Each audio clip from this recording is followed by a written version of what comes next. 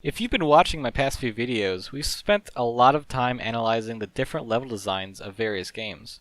I started off by analyzing the design and feels of Celeste, Limbo, and Freedom Planet. This led up to me creating a Mega Man map using the knowledge I've gained and showing how a designer, such as myself, can extrapolate design fundamentals into an original idea. A few weeks ago, I analyzed Hijacked, a multiplayer map from Call of Duty. After I posted that video, I had a similar idea to Mega Man. Extrapolate what I learned into an original map, and that's exactly what I'm doing. Over the next few weeks, I'll post videos of a multiplayer map I'm designing in Quake 1 using some of the design fundamentals I've discussed in Hijacked. This little mini project of mine will document every step of the process, from the initial drawn 2D top-down map, bubble chart, the map itself, and all the iteration in between. Some of this will be documented in video form, but a full recollection of every step will be available on my GitHub repo, which I've posted in the description. And yes, this mini project is a direct result of my school being postponed for 3 weeks, so I suddenly have no homework to do, and I've been wanting to design a level in Quake for quite a while now. Anyway, my name is Chris, and this is Command Center. In this video, I'm going to walk through my map while discussing how the design goals I've listed in my project manifesto led the map's design. I'll also be discussing how my design thinking and processes influence the design. Alright, even in this first spawn, you can see how my design objective has manifested into the map. When it comes to spawning, I try placing player spawns looking at where I want them to go, or showing them where to go, such as showing them multiple paths or items. The spawns are purposely placed in the side focal points.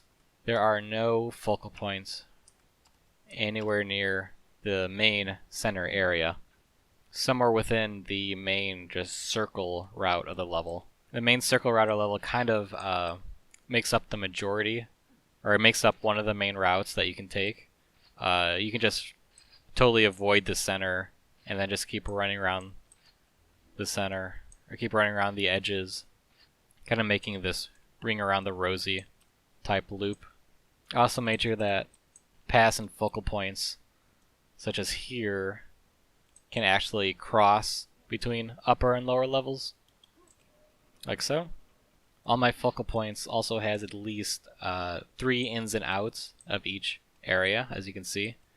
The only exception being this main center area having multiple sightlines and multiple ins and outs from all over the place to encourage more action in the center.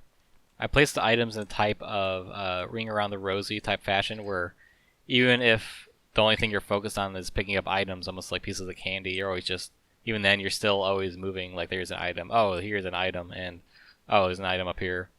Another thing I made is that when you're traveling along paths, you can kind of see, even by the time you get to the end of the path, you can see where exactly you're going. Or even the opposite way, that through the stairs here, you can see that new floor, or this angle, and you could know that you could still go down here.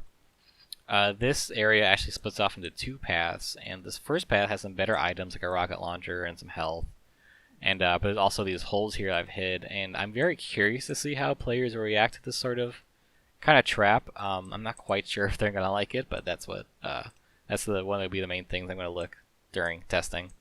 And as you can see, this map is entirely asymmetric as well. I felt that was very important to making a very interesting map. If you're really good in the center location, you could just bunny hop over this for more items or for a better position, or to go down a different path.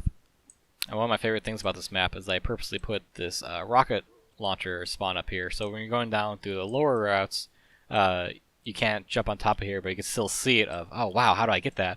And then you look up there and you're like, oh, I need to get up there somehow and get it that way. Then when you're up here, you have this very nice vantage position where you don't have to worry about anyone above you. You just worry about the sides and what's below you. And then if you're feeling really risky, you can drop down and get the rocket launcher. If I can scroll to it, there you go. And here you're in a nice position because since you're firing below, if anyone's down here, you're in a pretty good position for that. But you're also going to be the center of attention. And if you're really good, you could also just jump out of here like that. So far, that is the how the map has come along so far. I'm really interested to see what kind of feedback I get on this. I'm definitely going to ask my friends to play this for me, and I'm actually kind of I think that won't be as hard now considering school is out for all of them.